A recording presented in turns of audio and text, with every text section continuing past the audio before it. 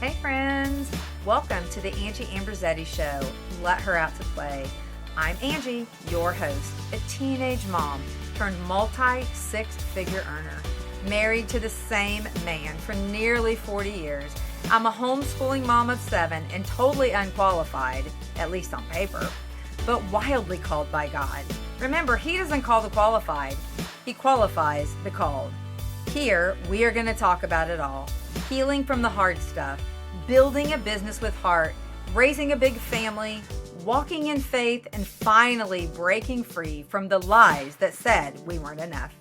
So if you're ready to stop playing small, shake off the doubt and the shame, and step fully into who you were created to be, girl, you are in the right place. Let's go. Hey everyone, welcome to this episode of the Angie Ambrosetti Show. Oh my gosh, I know. I say this every single time I do an episode, but today is literally my very favorite guest of all time. You hear me talk about him all the time. He is my boyfriend of 40 years, my amazing husband for 37 years. So I would like for you to help me welcome to the show today my bestie in all of life, David Ambrosetti, my boyfriend. Hey, babe. What's up, girl? Hey, I am so excited about our interview today. And I am certain, with all certainty, that all of our guests are going to be like, what? He's amazing. Yes, I know it. So I'm just going to ask you some questions as we go along, and we're going to let the audience know the true meaning behind me, behind you, how we're doing all this crazy life for all of these years. Sound good? Sounds good. Okay, perfect. Number one, let me say thank you for at the spur of the moment. Guys, he literally walked into our office and I was like, hey, babe, can you do me a favor? Can you record a podcast with me? Because I have this burning in me right now that this is the direction that I need to go on this podcast for now. So thank you, my love. All right, here's the first question that I have for you. hmm Do you remember the first time that you saw me? And what was your honest first impression? You don't even have to be gentle here. Just give it to us. Well, I mean, I do remember the first time I saw you, and you told me that I had to keep this G-rated. So, um, Honest moment here, friends. um, yeah, no, I was at a car wash with a buddy of mine, and I think we were washing his car, and he had it inside the little booth, and I was standing outside, um, waiting on him to get done, and I seen this black Monte Carlo pull up with two girls in it, and I knew one of the girls, I'm pretty sure, but there was one that was driving that had this big Bon Jovi hairdo, and I was like, man, she is smoking, and that's what she still is on my phone today, smoking hot. So yeah, I remember, and I didn't, it was just a passing moment, and I didn't really think much about it. And when later on, when we got set up on a blind date with the girl that was with you, I'm pretty sure, um, I said, "You got a black Monte Carlo?" And you were like, "Yeah." And I'm like, "I seen you at the car wash." So that was kind of the God moment that, hey, I'm putting this girl in your life and things are going to change. And so, yeah. Yeah. Well, it was definitely a preordained God moment for certain. Okay, so let's talk a minute about that blind date. hmm I remember you coming to my house Yeah. after our friend set us up on a blind date. For those of you who don't know, I had just moved back from Florida, back to Indiana, and my girlfriend set us up on a blind date. And that first night when he walked in was a little cray cray. So, babe, tell us a little bit about that. What were you thinking? Well, I thought you were crazy, and well, you weren't crazy, but your mom was crazy. So she, I went to the door and asked if Angie was there, and she's like, "There's no Angie that lives here," and kind of freaked me out a little bit, like maybe I was at the wrong house or something. And then she's like, "No, no, I'm just kidding." And then I walked in, and she took my picture, and I figured, I'm a pretty big deal. I figured I get that everywhere I go, but. No, it was a little uncomfortable at first, but then after that, it was fun. Well, and the truth is it probably was like a Polaroid or something because Yeah, back then we didn't have cell phones. I mean, yeah. nothing like that. It was definitely rotary phones back then. And yeah. So what would you say? Well, number one or number two, let me just say this. Thank you for enduring and just like not turning around and running the other direction when someone takes your picture that you don't even know. Yeah. Okay. So thank you for that. And I Okay. don't like my picture taken to this day, I so know. it was uncomfortable. Yeah. Okay. But So my second question is, what do you think has kept our relationship so strong for 40 years? Or, I mean, there's been times it hasn't been super strong, but here we are in December. We're going to celebrate 40 years since that blind date. yeah. What has held us together? What has kept us strong?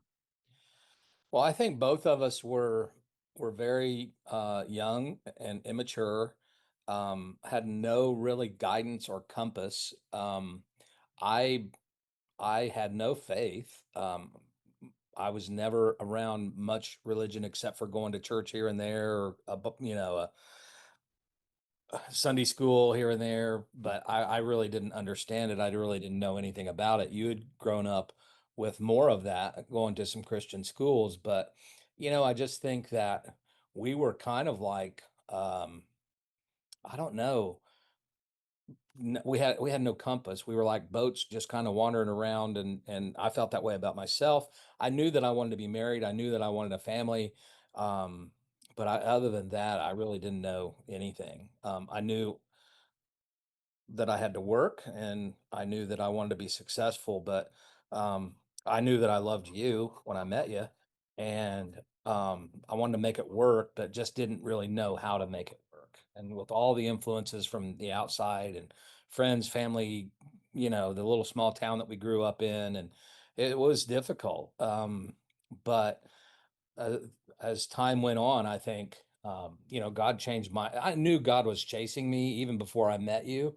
I didn't know what that meant. I just felt like that there was things that situations that happened in my life, and and I just felt like that God, I couldn't get away with anything, and God was saying, "Hey, I want you on my team, and I want to change your life, and I want to change it for the better." And when that happened, I think things radically changed. Um, Not that, I didn't love you or I didn't want to be a good husband or a good father for our kids, but just not having any influence in your life that teaches you, principles like that. Yeah. Here's what a man really is. Here's what a father really is. Here's what a husband really is. And until God started putting people like that into my life and pouring into me, that's when things changed. And that's when our relationship are I mean, when I say relationship, like that's just not you and I, that's like our children, our entire family, like the strength that we have. But definitely the Lord has been the number one guiding factor in all these years because we didn't necessarily start out um doing things in the right direction, but the Lord uses all things for good. And I think that, when you're growing up like we did, you thought that my entire goal in life was to serve you and to, make you happy and to do everything I could for you. And I was thinking the same thing. And then we get together and it's like, oh, no, wait a minute. She doesn't want to do that. Yeah. Or, hey, I don't feel like doing that. And so understanding, learning what love really is, true love really is. And I tell our kids this all the time. Love's not a feeling, it's a choice. Um, just like Christ had a choice to love us. That's, I wake up every day and I know I'm hard to love. But I try to serve and try to serve my family, to serve you. And that's been like a monumental shift in my life to where it's not about me, it's about others. And I want to serve others.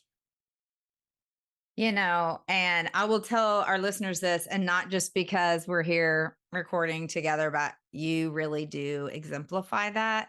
And you do serve others. You serve me well beyond what I feel like I ever deserve. And it has changed me to help me see not to serve myself, but to serve others. And I thank you for that. I appreciate it so much. So I love you, babe.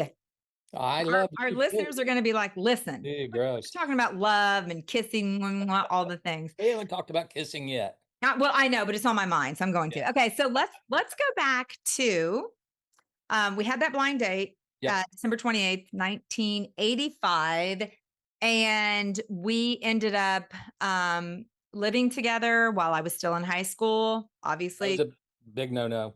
weren't married. Yeah, big no-no. Thankful that my grandparents allowed us to, we didn't have a contract with them, but we rented the apartment from them. I think it was like January of my senior year or something like that. We ended up living together until I graduated a whole nother year. And then, let's see, I graduated in 87. And then in 88, you were out of town Yep. and in Michigan, and I was in Indiana. And I showed up, unbeknownst to you, I showed up at your hotel to give you some news. Hmm. So take us back to that. What do you remember about that? And also, what went through your mind when you first heard what I came to tell you? Well, I was like you say, I was out of town. I was thinking I was in Akron, Ohio. I might have been in Michigan, but I traveled so much back then, Yeah. I was thinking it was Ohio, but Well, anyway, maybe it was. I don't know. and My brain, who knows? but I was there with a friend well, my project manager, a friend of mine, Darren Garrett, and we had done some things, weekends and stuff with him and his wife, Chris. And so he said, "Hey, Chris and Angie are coming up to see us." And I'm like, "Well, that's weird, because I mean," and I just thought, well, Angie just can't live a day without me. So, she's coming up and wanting to hang out. So, which was fine. But I did know that you were coming. And then when you got there, you said, "Hey, I got us our own hotel room and I need to talk to you." And so I had no clue of what I was just clueless. And then, we went back to the room and you said, "Hey," and we were engaged at the time. I mean, we were supposed to get married. We just, I don't know, trying to figure all that out. But you said, "Hey, I'm pregnant." And I was just like, "Whoa, I wasn't expecting that." Um, so yeah, a lot of emotion, but I mean, I was happy. I was, one thing that, even at that point in my life, I was not like if somebody would have asked me, "Are you a Christian or whatever?" I would have just said, "I don't know, maybe, but I don't even know what that means." I didn't know anything. I was a retard basically. But I do know that I had this thing in my spirit that was like, I'm so thankful that I don't have the spirit like I don't want this, or I don't want to go through with this, or I'm out of here or anything like that. I just Mhm. said, let's when we get married, let's I that's what you do. That's what, and at the time that's what you did. Yeah.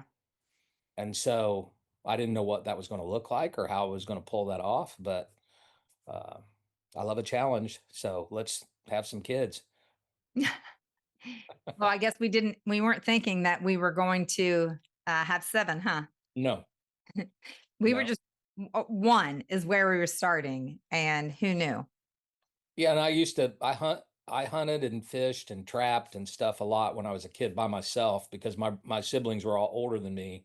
I think my next brother is 7 or 8 years older than me, and my parents were older, and I was kind of like I'm not going to say a mistake, but I was unexpected. And but I remember just thinking, wonder what my wife's going to look like. I wonder how many kids we're going to have. I wonder, you know, just as a young kid growing up and trying to figure out life. Yeah. But now I'm thankful because I look back in the past, and that's how you see God as, providence and what he did and the situations and the circumstances that he put us in. Um and now it's just like, wow, I see the big picture now. And without a faith, I don't know how couples do it. I know a lot of couples that do it, but I think that's been the thing that's carried us through Yeah.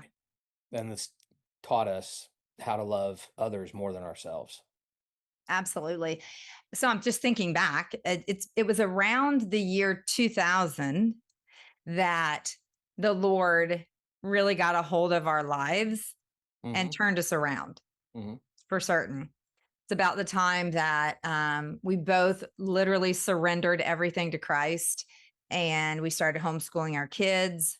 Our family began to grow from that point, and we've had, lots of ups and downs along the way, like ebbs and flows in our, not really downs, but like in our Christian walk, where there's times where we've been a lot more dogmatic about things, a lot more, you know, We straight. didn't know what we were doing. No, we didn't. And thank goodness the Lord is so gracious, and he loves us so unconditionally. And I love one of the things that we talked about recently is that, the Lord was so gracious to, he ate with the sinners and the saints. Yeah. He hung out with the prostitutes. He taught them the truth. He wasn't always with the saints all the time, right? And so just, being able to portray that and show that kind of love and understanding to our children and give them opportunity to learn and to grow. And it's grown us like so much, you know? Yeah. And we it's when you're new to the faith, you get all these different opinions and different flavors of religion, and oh, you got to be this flavor or that flavor, or this is the flavor to be. And I just kept reading, and I just kept reading the word, and I'm like, if God can save me, he can save anybody. And I was a rotten person at times in my life, and he still loved me through those, and he still loves me today. And so I have a hard time, pointing fingers, and that's because I've grown through in my faith, and you Yeah, too, is I don't go around pointing fingers and telling people, oh, this group's they're going to hell, they're condemned, I just don't do that. And I think there's a chance, and there's uh, God loves the sinner and the saint as well. So I just try to love people and try to give them, respect. And God changes the heart. And I honestly 100% believe that He changed my heart from a heart of stone to a heart of flesh that uh, absolutely. turned my life around. Yeah. And like I know one of the things that we have hung on tight to for so long is the fact that he is the way, the truth, and the life. And no man comes to the Father but through him. And those are just general biblical principles that we have believed, we continue to believe, and we have, poured onto our children in so many ways. Because having 7 children, there's a lot of ups and downs with that. A lot of, we were much younger, obviously way younger when we were having our oldest son, down to now having a 17-year-old, and there's a big gap in between. But we've grown so much. And that's what makes grace amazing. That's one of my favorite hymns. And because there's nothing else, there's nothing that I could do, there's nothing I can do today uh, Yeah. besides love one another and love God. eh, and and we went through that period in our life, or that time in our life where, you know, you can do this and you can't do this, and you got to make your list, and if you do this, God's going to be happy. If you don't do this, God's going to be mad. And I finally, over the years of studying religion, studying theology, I'm free from all of that. And I tell people today that I'm a spiritual being, not a religious being. And I think that's important. Just Yeah. letting the Spirit lead and convict you when you need to step in, or convict you when I don't want to make the bed, and I hate making the bed. My mom always made the bed for me, and I wake up every morning and I'm like, I'm just going to leave. I don't think she'll notice. And I get to the door, and the Spirit turns me around and says, go make the bed for your wife. I Well, that's a part of my love language know is that too, so I might that get into acts of something on service. So we've grown in that over the years because we decided to figure out. Well, I decided that we were going to figure out, and then we went with it. What our love languages are, because it does make all of the difference. For me, it's acts of service. For you, it's words of affirmation, kindness, touch, feeling, those kind Mm. of things. And that was something that I wasn't very good at. It wasn't a strong point of mine to show you those acts of service. And I think I'm doing better at it. You're doing a lot better at it. Yeah, I Yes. just want to be told how great I am every day. Yeah, That's babe, I'm it. here for it. Pretty I'm simple. here for it.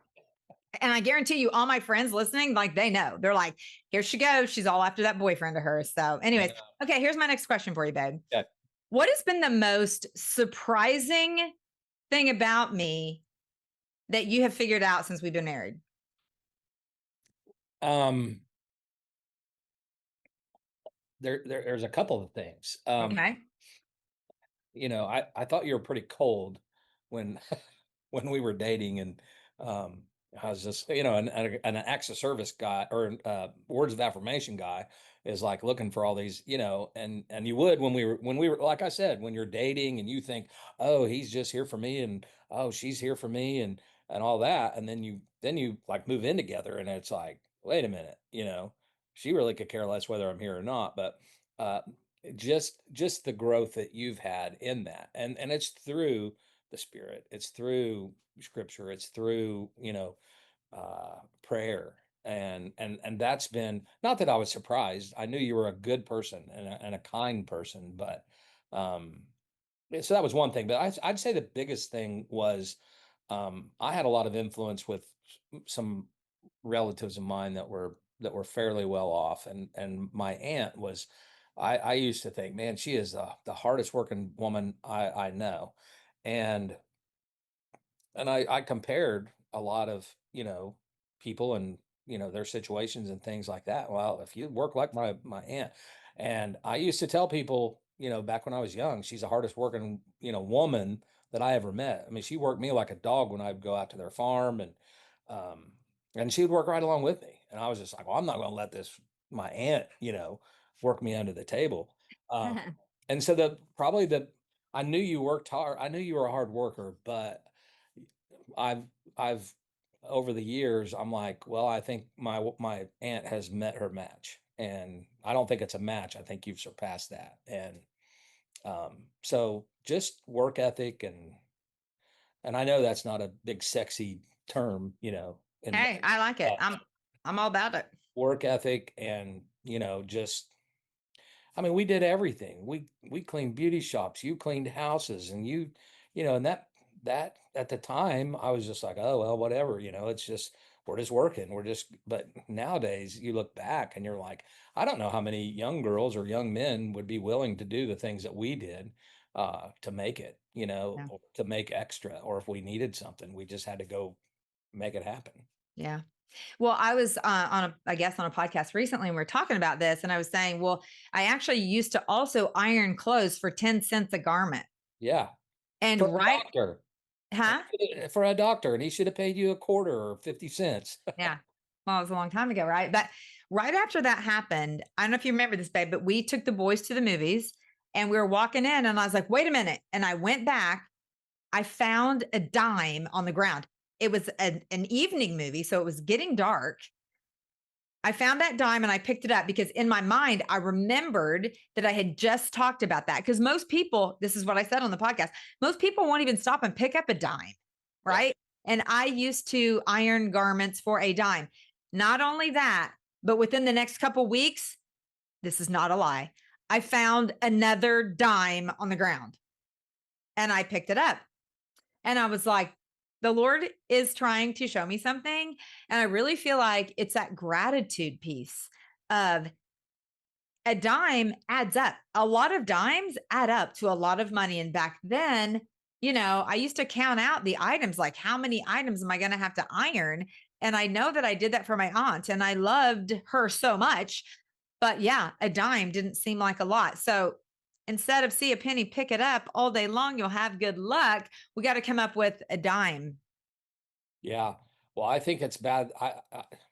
I don't know. I have this hitch in my spirit when I walk across the penny, and I'm like, oh, it's just a penny. And then I'm like, well, God just showed me this penny, and I don't want to go back to, and so it just really messes with me. And so I go pick it up. Yeah. Or we're renovating a restaurant, and you pull the old booths out, and there's change down there, and it's dirty and nasty and everything. And some of my workers have been like, "Why are you picking that up?" And I'm like, "It's money.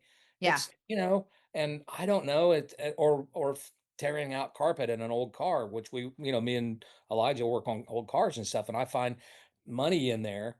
And so what I want to do is put that money back into the glove, or to the ashtray of Yeah. the car, because they're old Yes. cars. I Yep. want to put that back in there because, I don't know, it's just a thing of where I came from and where I am, and just appreciating, Yeah.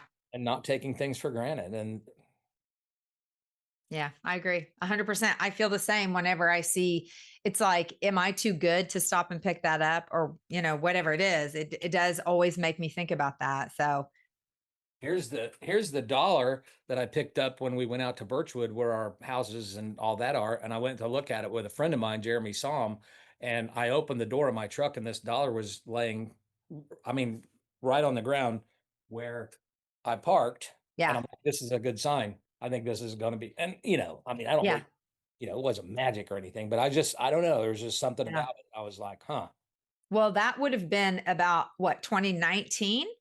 yeah, Yeah, because we sold the house on Signal in 2019. So it would have yeah. been somewhere in that time range. Yeah. Well, listen, we are grateful. That's your dollar. If anybody wants to claim it, give me the serial numbers and I'll give it back to you. But Yeah, if they don't even know.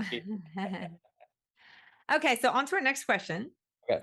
What do you treasure most, that one moment in our marriage that you say you treasure the most? The one moment. Um, I don't know if I could just pin it down to one. I mean, there's been so many things. There's been, I don't know. I couldn't pin it down to one, because there's been so many, all of our kids, the adoption when we adopted the boys, and going in front of a judge, and I was having to get, my health checked and everything, just to make sure I wasn't an old geezer, I guess. I don't know why I had to get checkups or whatever, so the judge could see that I was, healthy. And um but just our whole experience. I mean, there's I really couldn't say, "Oh, this is my favorite time," because there's been so many. Uh, Yeah. just, you know, Okay. holidays, our kids, now we've got grandkids, you know, um, And a lot of them. and yeah, when they pop in, and they love us, we're close, and we're close because we show love and Yeah. compassion. Our kids aren't perfect, um, you know, and neither are we. So, Yeah. Okay, so how about this question? In what ways do you think that we've grown individually and as a couple over the last 4 decades? um, we, as in you and I think, Yeah. individually, um, you have grown, you kind of had, that Christian school, and that which I didn't have, I didn't understand. And then, so you had your faith. I didn't have any faith. So then when I got faith and I started studying, I'm like, there was some give and take in that. And I think I've seen you grow from the you have to do this every day, or, who knows, you're backsliding, and all that. And so I think we've grown a lot in our faith. Um, you have, as well as I have. Um,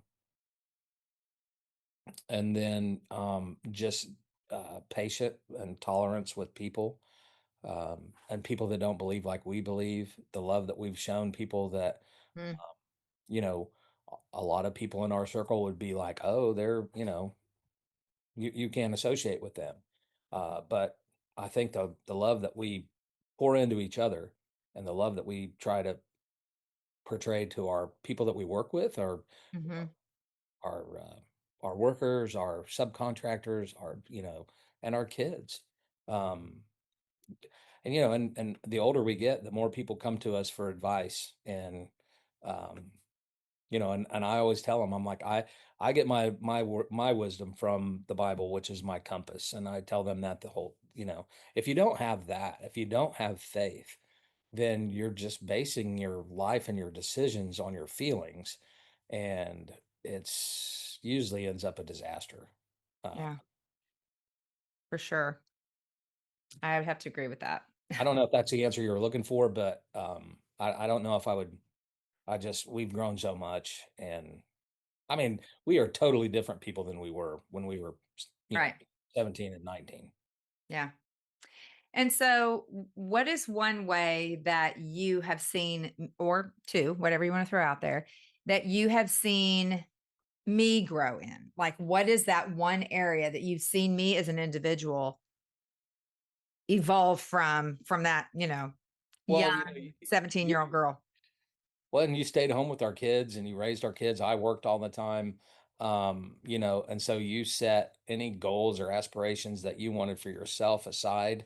If, and back then it wasn't like, oh, I really want to go be a career woman or what. You just said, no, these are my kids and I'm staying home with them and I'm raising them and I'm loving them and I'm loving you. And so while we built what we were building, and just since when you started your plexus business and some of the things that you wanted to do, uh, um, you would ask me what, should I do it? Can I do it? Or anything like that. And I'm like, you've sacrificed a lot of years of your life for your family and for your kids and for me. And I want you to be able to, you know, ride off into the sunset doing what you want to do and what you were called to do. And um, I think that's been great to see you and to see you grow and to see you navigate through some of the tough situations in what you find Hmm. in what you're doing. Um, and then just opportunities for me to encourage you and kind of help you navigate through some of that. And you've met a lot of awesome people through that too that you can ask as well. So it's not just me now, it's other people. And you'll come to me and you'll say, "Hey, I talked to such and such and they said that." And I'm like, "Bam, I like that person." Because that's what I would tell you. Yeah. Well, and you have supported me so much in this because in all the things, whether it's my network marketing business, my coaching, now my podcasting, and just getting outside of myself. Because I used to always have the thinking that, I'm just a stay at home mom. So anyway, I just like, it has been such a fun journey to, you know, um, have your support, your undivided attention, your encouragement, your like you always are lifting me, elevating me, telling me, challenging me to go and do the next thing. And every time that I feel like I want to hold back or I don't want to do the next thing, you're always like, no, go, go, go. And so I love and appreciate that support. And who knew that maybe some of my love language that I needed those words of affirmation. I needed that confidence being built in me that I really never thought that I needed. Well, and you didn't trust it. How about Yeah. that? And you always thought that somebody wanted something from you. And Yeah.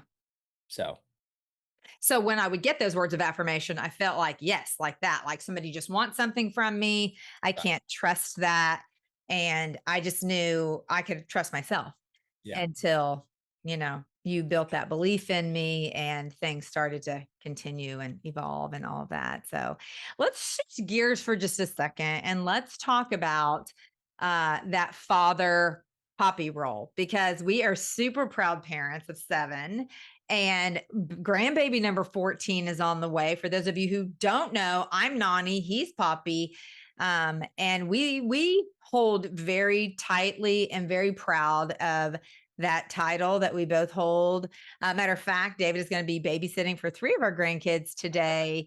And yeah, he's going to be having a great time with them. But give me a little insight, give our listeners a little insight of your dad figure. Like, did you ever think we were going to have seven kids? No.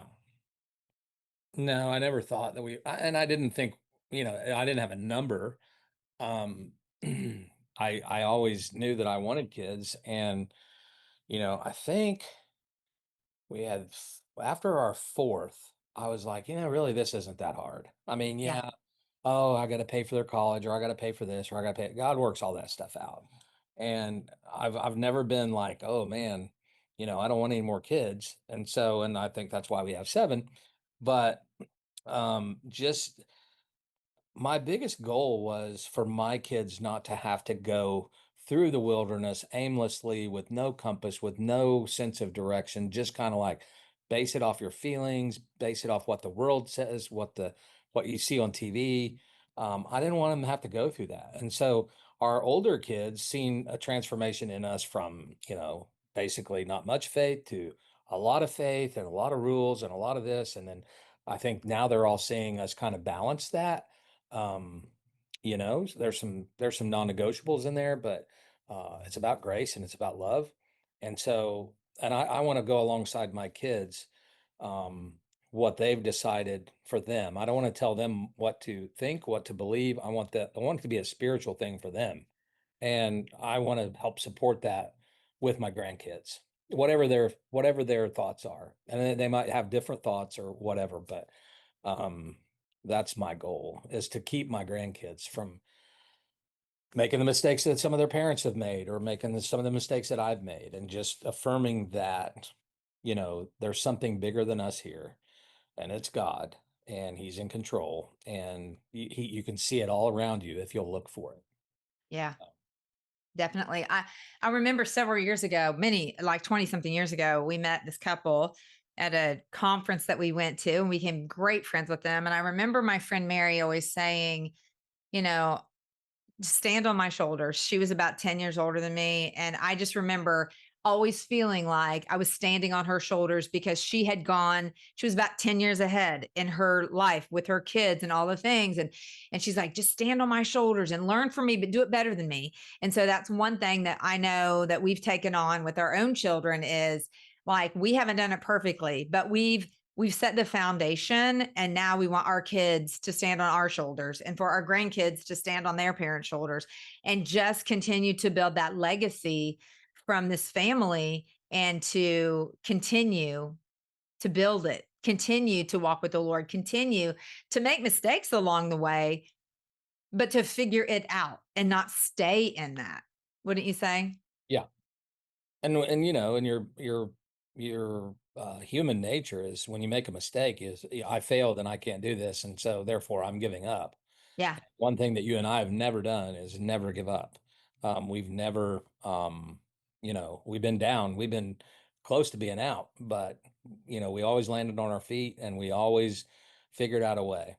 And Yeah. most of that way has been with prayer and with God, for the last 30 years. But um yeah, it's just, I don't, and I don't know what my grandkids are going to be like. I don't know how they're going to turn out. And with the events that's been happening in the past few weeks, I want to make sure that I give them as much wisdom as I can, um on how to navigate. Yeah. And like you said, and you say this all the time, is that when the Bible is our compass, if we follow the compass, like we might have ups and downs, we might stray off course at some point, but if we always get back to due north, right? If we always get back to it, and I was thinking just a minute ago about the failures and just different things, and how we, like you said, failure. Like the more you fail, actually, the more you learn. I think it was like 1,000 times before the light bulb was the right thing, right? I mean, thank goodness he didn't stop at 100 or 900, but it was like, I believe it was like the thousandth, can you get the word out, time, and then all of a sudden he got it right. And in my business with network marketing, in your business and being a general contractor, like I've gotten a lot of no's. I've gotten a lot of failures, so to speak, but I kept going because my ultimate goal was to help others.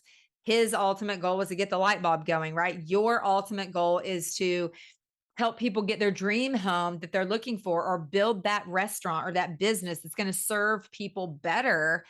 And I think we learn more from our mistakes and our failures all the time than we do from all the accolades. Success is a terrible teacher. Absolutely. That's a great hashtag Yeah. for certain. The most important things that I've learned in my life and were the hardest ones. And the being broke and no money, and I learned more about my faith and more about my work ethic and more about, you know, whether you're going to cower in fear and just give up, or you're going to pick yourself up and just do whatever it takes. And um that's been important to me, and I want to teach that to my kids. um, Yeah. Well, I know it's been a fun journey all these years. And I mean, I guess I'm like, surely it's got to be a lot of fun hanging out with me all the time, right, babe? It is. It is. It's fun. I like to make you laugh and make you smile. You do make me laugh. You do make me smile. And so, what would you say is one silly thing that do that still makes you laugh? I know I didn't give you these Ah, questions ahead of time, so I know. you're gonna have to you got to think and just like it has to be like the first thing that comes to your mind. Okay. So it makes me laugh. It might not make you laugh, but when you're very smart, you're very energetic, you're very hardworking, you're beautiful, and you'll get down on yourself over something. And I don't know what, whatever it is, this situation, that situation, or whatever. And you're like, I just need to talk. I call it talking you off the ledge. And I'm like, babe, quit thinking like that. And that's been a blessing for me, is to see the people surrounding you, me, and a lot of the ladies that you surround yourself with, as how that has picked you up to say. And you don't stay on the ledge very long. I used to have to talk you off the ledge for hours. Come on in, don't jump, let's go. um but it's still funny to see when you doubt yourself, and I doubt myself at times, but you just display it differently, and I get to see it. And so that's probably the thing that it's like, hello, McFly. I don't know if you remember the 80s movie, when Marty McFly was there, but I'm like cracking you on the head going, what are you talking about? Yeah. So, and it still makes me, you know, smile. Well, good. I'm glad that makes you smile. I'm sorry, but I don't know if that was the answer you were looking for, but No, hey, we're just looking for what comes out first. Okay, so who would you say is the most romantic one between the two of us? me. And what proof do you have of that? Well, I do a lot of romantic things. I I taught you how to be in first class. You did that. That you did, babe. Thank you. Um, yeah, I taught you that. Well, this is probably depends on who your audience is, but I always remember telling you that a quote I heard was, if you think money doesn't buy you happiness, then you're shopping at the wrong store. Well, Uh, it does make life easier, that's for sure. And see, like you can't blame me for being the bougie one that always wants to no, fly first class, be at the bougie hotels, all I the fancy created a monster. resorts. I created a monster. Yeah. So see, like I can't be blamed for that. Yeah. Yeah, no, I don't know. I think I'm more romantic, but that's just in my brain. What do you think? Yeah, no, definitely. You are. So I'm trying. Like I did Oh, book us. Remember this. Like, don't forget, I know it's coming next month, but I booked us an anniversary / my birthday celebration weekend at the Treehouse yes. place, farm, whatever it's called. I don't even know. So yeah, we're gonna be doing that. So I felt like really romantic about doing that because I planned all these, you know, top of Yeah, the line things for us to do. So there, my romanticism is coming out in that, right? right. Yeah, Hmm. and it's a two-way street. I mean, and the longer we go, the more balanced it is. And there's been times when I've been more romantic, you've been more romantic, or I've been a jerk and you've been nice, and vice versa. I mean, it's just we're growing old together, and Yeah, and and taking the good parts of each other and incorporating them into our lives. yeah, definitely. Okay, so how about this one? I'm sorry, I'm making you really work for these, babe. If we were stranded on a desert island, Mhm. what would you bring to survive and what would I bring? One thing. Um, I would bring if I could just take one thing, only one thing, and it didn't matter what it was, I'd take a fishing pole because I knew I could feed you and cook for you, Yes, that's good. That's and you good. would bring shoes. I was thinking God's grocery store is what you're doing. Yeah. Shoes, huh? Would I have to survive on those shoes? Because today, after You you'd be relying on me to survive, hear me, and that's my that's my job. That's my uh is to protect you and to feed you and but yours is to look good. And so I think you would have to have some nice shoes. Beach wear, yeah, flip-flops or something. yeah. That's what popped into my mind. And so, are you happy with the fact that I want to look good? No, I'm very happy. Okay. You're smoking. Okay. What would you say is one thing that people would not believe about our relationship from the outside looking in? Um,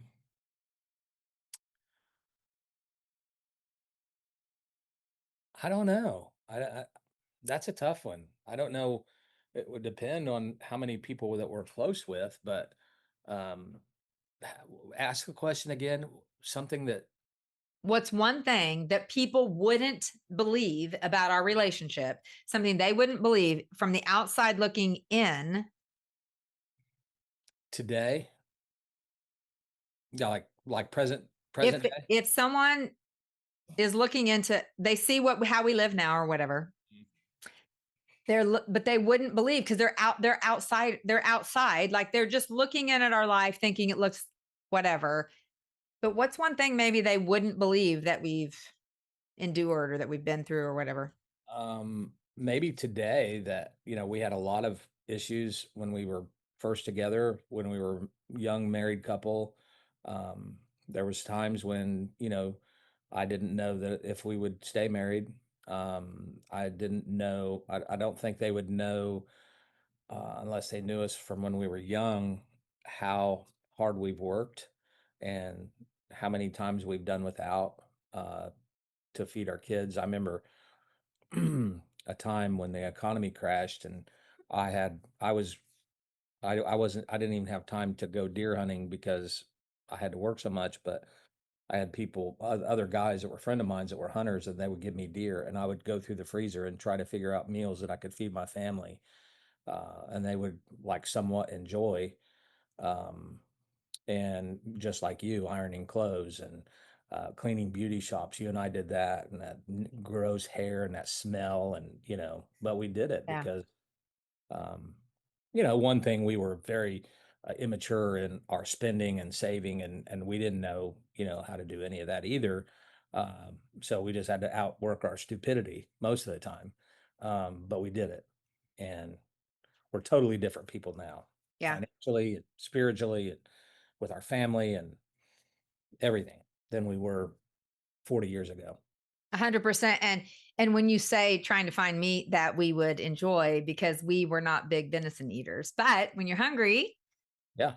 and you did somehow, you made it taste good. So we figured Yeah. that out pretty Yeah, easy. go catch fish, and cook fish for the kids, fish, it just whatever it took. Yeah. And And so one thing that I want to share on here is that the one thing that came up for me when I was thinking about what they see and how they think life is so perfect is that in the last 40 years we have had some difficult times. We actually, this is a conversation for another time, but we've had some infidelity in our marriage and God has been faithful to restore so much better, so much stronger. And I even shared this one time recently, and I remember your response. And it was, I was just saying, I wouldn't go back and change the things that happened in our marriage because without those very difficult seasons, we wouldn't be where we are today. God used them to grow my faith, to grow your faith, to make us into the people that we are today.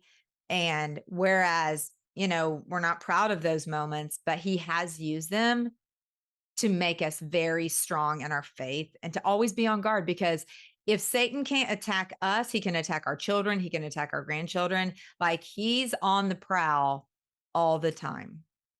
And so that is another podcast series that will be coming out soon. But I just wanted to share, because a lot of times people do look in and they think, oh, they've always been at this financial status, or their life has always been perfect, or whatever. And the truth, that isn't the truth.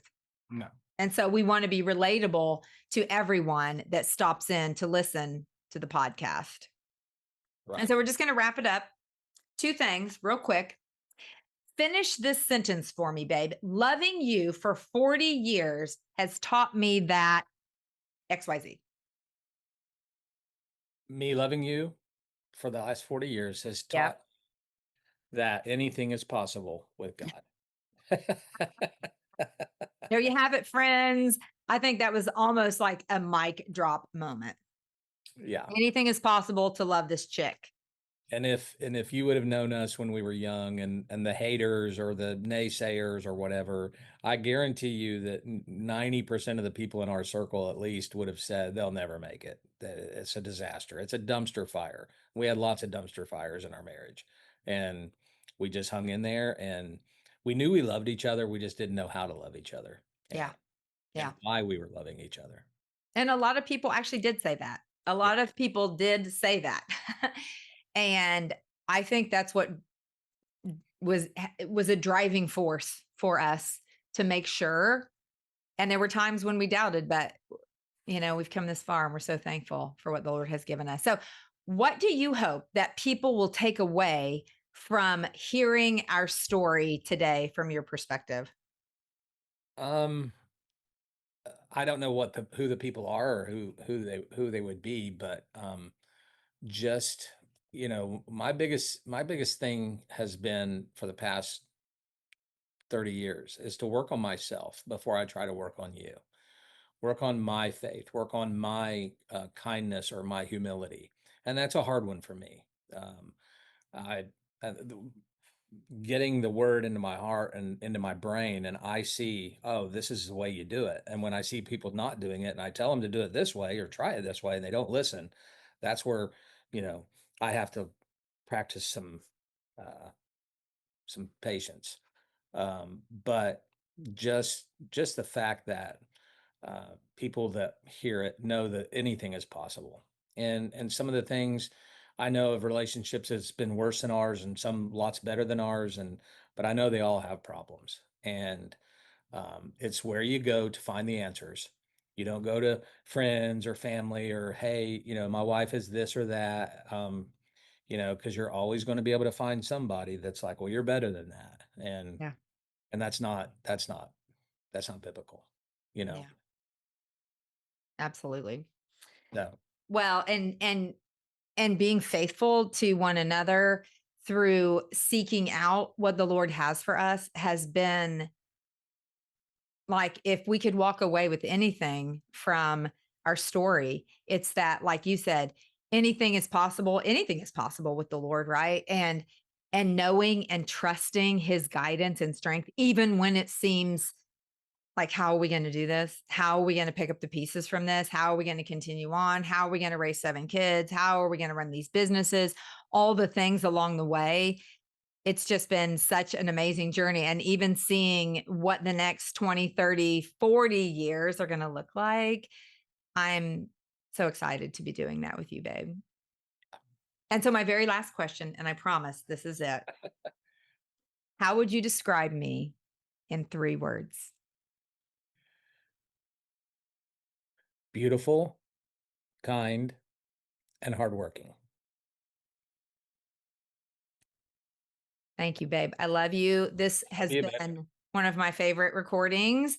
And so, my friends, as you're listening today, if anything, if multiple things have touched your heart, moved your spirit, you've felt like, hey, I can connect with this. I want to connect with Angie, or I want to connect with David, or someone who this could really touch or move the needle or needs to hear it, please feel free, or not even feel free, like, go do it. Go share this podcast give me a 5-star review because that's what keeps it going. That's what gets it out there to more platforms.